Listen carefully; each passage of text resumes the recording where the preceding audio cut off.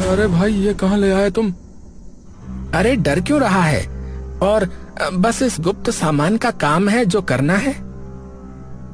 अरे मैं कैसे बेचूंगा भाई? अरे कैसी बात कर रहे हो भाई? अरे हमेशा के लिए करने को कौन कह रहा है? अरे जब अपनी दुकान के लिए पैसे हो जाए तो छोड़ दियो। उत्तम कुछ नहीं बोलता। अरे भाई तू मेरा दोस्त नहीं भाई है भाई। यहाँ अरे सिर्फ 1 महीने में तू इससे इतने पैसे कमा लेगा कि तूने सोची भी नहीं होगी। यहाँ लोकेश और उत्तम दोनों बाहर चले जाते हैं। अरे देख लिया क्या? जी जी। नाम क्या है तेरा?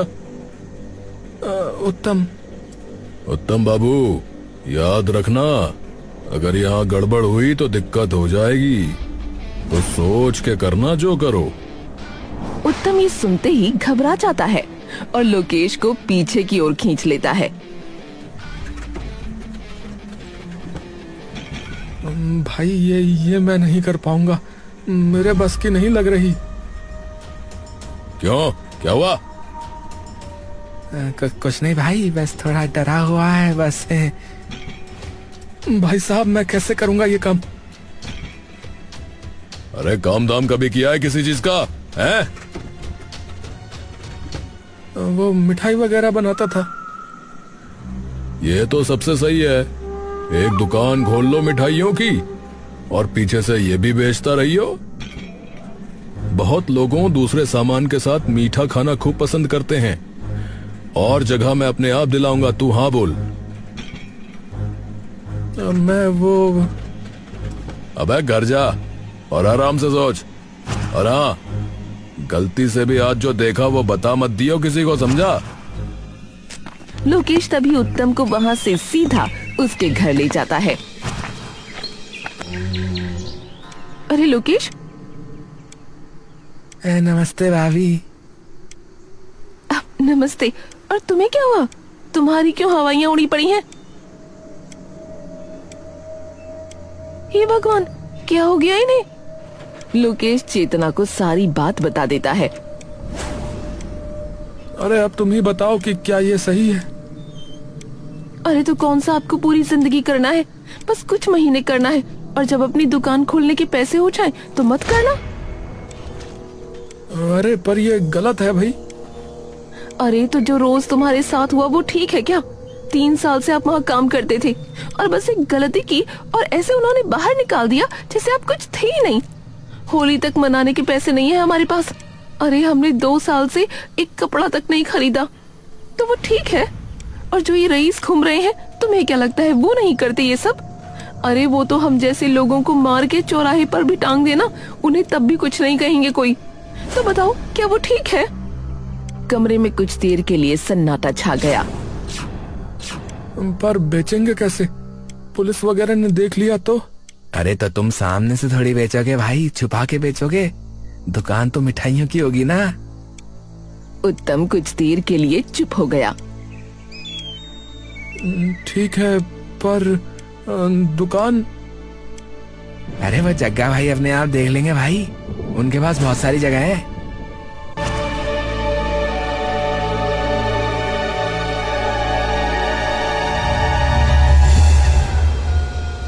ए भाई, हो गया इंतजाम तुम्हारी दुकान का भाई। क्या क्या सच में? हाँ चलो आओ, आप दोनों को दिखाता हूँ, चलो। ये तो सही है। हाँ, और भाभी मिठाइयाँ वगैरह बनाने के लिए तो बर्तन घर वाले ही इस्तेमाल कर सकते हैं। हाँ हाँ, और क्या? फिर शुरू कब से करना है? ए भाई तुम आज से ही शुरू कर दो, मैं शाम तक बाकी अपने वाला सामान भी ले आता हूँ। होली आ रही है तो गुजिया और रबड़ी जलेबी बना लेंगे। अरे ठीक है भाई, तो फिर तुम तैयारी करो, तब तक मैं दूसरा सामान भी ले आऊंगा। शाम तक दुकान पर सारा सामान अपनी अपनी जगह लग गया। हाँ भाई, मैंने सामान अंदर रख दिया है, ठीक है? ठीक है भाई, ठीक है। अगले दिन से ही वो दुकान शुरू कर देते हैं। और कुछ देर में बल्लू नाम का एक इंसान वहाँ आता है। और इसे बता देना कि अंदर और सामान भी रखा है। ये बल्लू तो एक नंबर का शराबी है वैसे भी। हाँ ये तो ठीक कहा। अरे उत्तम भाई, मुबारक हो, नई दुकान कर ली है। अरे धन्यवाद भाई। चलो 2 किलो गुजिया कर देना भाई मेरे लिए। बल्लू भाई वैसे आपके मतलब का और सामान भी रखा है। मेरे मतलब का कौन सा सामान? अरे मतलब खाने के साथ साथ पीने का भी सामान है। भाई सही बताओ भाई, सही बोल रहे भाई। कहाँ है? अरे भाई मुझे बता दो और पीछे की खिड़की से ले लो जाके। भाई ये तो बहुत बढ़िया कर लिया भाई।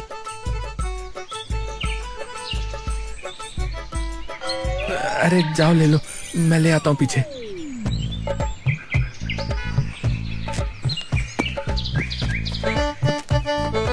कुछ ही देर में बल्लू की गुजिया भी बनकर तैयार हो जाती है। अरे ये लो भाई।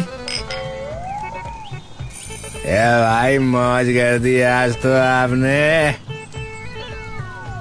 अरे कोई दिक्कत नहीं है भाई, अगर और किसी को जरूरत हो तो उन्हें भी बता देना है। अरे भाई शाम तक तुम देखना भाई, शाम तक कैसी लाइन लगती है तुम्हारी इस दुकान के बाहर। ठीक है भाई, बता देना। और शाम तक बल्लू की बात सच हो जाती है। दुकान के बाहर इकट्ठा हो जाते हैं और रात तक दुकान का सारा सामान खत्म हो जाता है। तभी लोकेश वहाँ आता है। हाँ भाई कैसा रहा? अरे भैया बहुत बढ़िया। और लोकेश यार, तू है यार मेरा सच्चा दोस्त यार। तूने बचा लिया भाई मुझे। और हाँ, तेरा सारा सामान खत्म हो चुका है तो कल और लेके आना पड़ेगा। अरे हाँ भाई, अरे वो तो मैं अपने आप ही ले आऊंगा, तो उसकी चिंता मत कर। है कुछ दिन दुकान पर जमकर बिक्री होती है, लेकिन एक दिन अरे भाई मेरा काम करो पहले। तभी गांव का रहने वाला माधव विपुल को साइड कर देता है। मैं पहले आया था तो मुझे मिलेगा पहले। माधव और विपुल में तभी जिद बहस शुरू हो जाती है।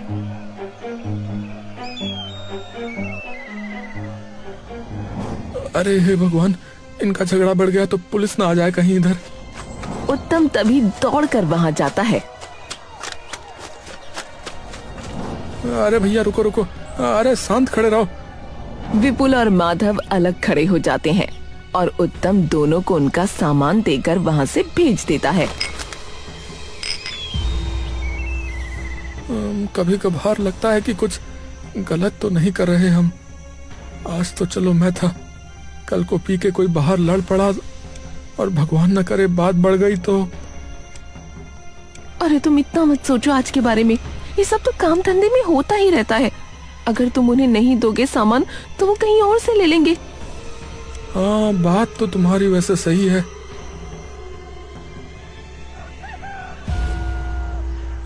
अरे भाई सुनो। हाँ भैया बताओ। अरे वो 3 बोतल कर देना जरा। उत्तम कुछ देर के लिए महेंद्र की ओर देखता रहता है। तुम तो उसके भाई हो ना, मनीष के? मेरे बेटे का दोस्त है वो। हाँ बेटा ये जो कर रहे हो ना, ये वैसे ठीक आदत नहीं है। कुछ नहीं रखा इन चीजों में। अरे वो मेरे लिए नहीं है, वो मेरे घर पे मेहमान आए ना तो उन्होंने मंगवाई है। आ जाओ जरा पीछे फिर। उत्तम उसे पीछे की खिड़की से उसका सामान दे देता है। कुछ देर तक सब सही चल रहा होता है कि तभी लोकेश दौड़ता हुआ आता है। अरे उत्तम, उत्तम। अरे लोकेश, अरे क्या हुआ भैया? अरे वो मुझे नंदू पड़ा मिला था रास्ते में। नंदू पड़ा मिला था मतलब? अरे उसके सिर पे चोट लगी हुई थी। अरे तो अभी कहाँ है वो? मैंने सबसे पहले उसे अस्पताल में भर्ती करवाया और फिर यहाँ आया हूँ। उत्तम और चेतना दुकान बंद करके तुरंत अस्पताल पहुँच जाते हैं। डॉक्टर साहब ये ठीक तो है ना? हाँ हाँ ठीक है। वो तो सही हुआ कि आप लोग इसे सही वक्त पे ले आए। ये सब हुआ कैसे पर? नंदू बेटा तू ठीक तो है ना? हाँ माँ। और ये सब कैसे हुआ है? कैसे हुआ ये? वो मनीष है ना? महेंद्र और उसके दोस्त तभी उसके सामने आ जाते हैं। हाँ भाई, अपने बाबा को बोल जो काम है वो करे, ज्यादा ज्ञान ना दे लोगों को। अरे मेरे पापा के बारे में ऐसे बात क्यों कर रहे हो आप? करूंगा। मेरे पापा को कुछ मत बोलना। फिर गुस्से में आके उन्होंने ये कर दिया। मैंने कैसे ना कैसे आपके पास आने की कोशिश की, लेकिन बीच रास्ते में लोकेश काका ही मिल गए। उत्तम के मुंह से एक शब्द नहीं निकलता और वो सीधा कमरे से बाहर चला जाता है, जहां लोकेश उसका इंतजार कर रहा होता है। मैंने कहा था कि हम गलत कर रहे हैं, कहा था मैंने। हैं? देख ले अब मेरे ही अपने बच्चे पे बात आ गई। भाई लोकेश, भाई अपना सामान वापस ले जा भाई, और मना कर दे उन्हें भी कि मैं अब ये नहीं करने वाला। भाई हाथ जोड़ता हूँ। अरे भाई तू क्या बोल रहा भाई? अरे इतनी जल्दीबाजी मत कर यार। अरे नहीं भाई, हो गया मेरा भाई, अब नहीं। अरे भाई तू तो बिगड़ ही गया। अच्छा ठीक है, मैं देखता हूँ। कुछ देर में उत्तम और चेतना नंदू को लेकर वापस अपने घर आते हैं। अगले दिन चेतना और उत्तम घर पर बैठे होते हैं कि तभी उनके दरवाजे पर जोर से दस्तक होती है। चेतना जाकर दरवाजा खोलती है। तभी उत्तम देखता है कि सामने जग्गा अपने गुंडों के साथ खड़ा है। अरे आप कौन हैं? अरे अपने पति से पूछ।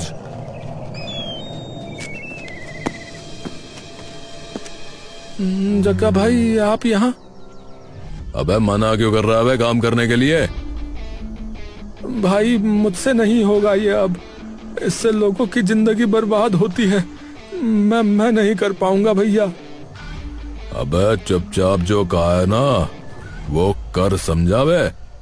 मैं पागल नहीं हूं जो तुझे दुकान दी, सामान दिया और पैसा भी दे रहा हूं, समझा?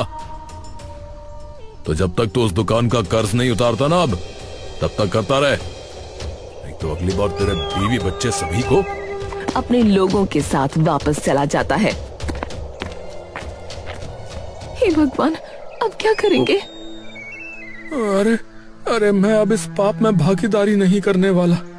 तुम सही कहती थी, जिंदगी भर डर के रहा हूं, पर अब बस अब हिम्मत दिखाने की बारी है। हाँ, पर करोगे क्या?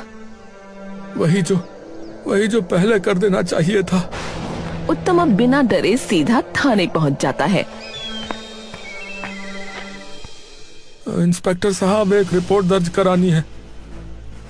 हाँ जी बताइए, किसकी? अपनी और जग्गा की। ये सुनकर थाने के सभी लोग चौंक जाते हैं। है? जग्गा?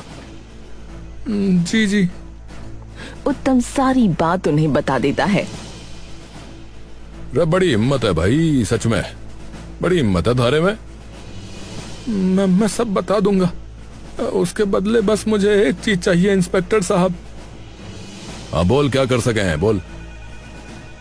मेरी बीवी बच्चों को उनसे बहुत खतरा है साहब, और वो हमें आज सुबह धमकी भी देकर गए हैं। तो बस आप उनकी सुरक्षा का कुछ प्रबंध कर दीजिए जब तक मैं वहां ना हूं। अरे चिंता मत करियो, तुमने आके खुद से कबूला है तो ज्यादा लंबी सजा नहीं होगी तुम्हें, 1-2 साल की होगी। तब तक के लिए मैं अपने कुछ हवलदारों को तुम्हारे घर के बाहर खड़ा कर दूंगा, ठीक हो लिया? जी साहब, बहुत बहुत धन्यवाद। हवलदार उत्तम को जेल में ले जाते हैं और कुछ ही दिनों में पुलिस वाले जग्गा और उसके सभी साथियों को भी अपनी हिरासत में ले लेते हैं। 1 साल बाद उत्तम को जेल से रिहा कर दिया जाता है, लेकिन पूरे गांव में अब उसकी बदनामी के चर्चे फैल जाते हैं। अरे पूरे गांव का नाम मिट्टी में मिला दिया तूने, है बे? तभी उत्तम का पुराना मालिक भी भीड़ में से बोल पड़ता है। अरे सरपंच जी, ये तो है ही लालची कहीं का। दुकान पे भी यही लक्षण थे इसके। घटिया ये घटिया। मैं तो कहता हूँ इसे और इसके बीवी बच्चों को बाहर फेंक के मारो गांव से। हाँ। उत्तम तभी गुस्से में आकर कुलदीप पर चिल्ला पड़ता है। अबे चुप चुप। अबे तू बताएगा मुझे सही गलत? सबसे बड़ा लालची तो तू है बे, जो गधों की तरह काम कराता था हमसे और एक छुट्टी लेने पे भी पैसे काट लेता था। हाँ, किया है, गलत किया है, माना किया है गलत, और उसी गलती की सजा भोग के भी तो आ रहा हूँ। और खुद चल के गया था गलती मानने, छाती ठोक के कहता हूँ। हाँ, और सरपंच, तू क्या कह रहा है रे? अरे अरे कहाँ है? मंगलू है क्या इधर कहीं भीड़ में? हाँ हाँ भाई, यहीं हूँ। अरे जरा बताइयो, तेरी जमीन के साथ क्या किया हुआ है, बताइयो। जमींदार ने कब्जा कर लिया भैया। हाँ, और जब ये तेरे पास आया तब सरपंच तूने क्या किया बोल? अरे लात मार के बाहर कर दिया, लात मार के, क्योंकि तेरे मुंह में भी पैसे ठूस दिए होंगे उसने। हाँ, तुम अमीर, हम गरीबों से जो चाहे जब चाहे छीन लो, लेकिन हम चुप रहे क्योंकि इस लालची कुलदीप ने एक गलती पे बाहर निकाल दिया मुझे। हमें तो ये सोचना पड़ता है कि आज अपने बीवी बच्चों के खाने का इंतजाम कैसे करेंगे। होली में आपके घर तो पकवान बने, लेकिन हमारे घर चूल्हा भी ना जले। ये कैसे ठीक हुआ भला है? अरे ये कैसा त्योहार हुआ जहां आपके घर पे रंग उछले, लेकिन हमारे घर की दीवारें तक बेरंग हो। पर अब बस बहुत हुआ भैया, बहुत हुआ। अब गुलाल का तिलक हमारे माथे पर भी लगेगा और दिया हमारे घर पर भी जलेगा, बता रहा हूँ। ये सुनते ही गांव के सभी गरीबों के मन के भाव उमड़ पड़ते हैं और सब अमीर चुप हो जाते हैं। अरे उत्तम भैया जिंदाबाद, जिंदाबाद जिंदाबाद। अरे हमारे भैया कैसे हो? अरे उत्तम भैया जैसे हो। उत्तम भाई जिंदाबाद जिंदाबाद जिंदाबाद। और देखते ही देखते चारों ओर उत्तम के नाम के नारे गूंज उठते हैं और उत्तम मुस्कुराकर चेतना की ओर देखने लगता है। अरे पर फिर भी भाइयों मैं ये कहता हूँ कि कभी इन अमीरों जितना मत गिरना। सच्चाई का रास्ता मुश्किल है, पर बदलाव का तरीका उसी रास्ते पर मिलेगा। और हाँ, बुरा करोगे तो बाद में भोगना भी पड़ेगा भैया। तो बस ईमानदारी से चलते जाओ भैया, बाकी राम जी सबका भला करें।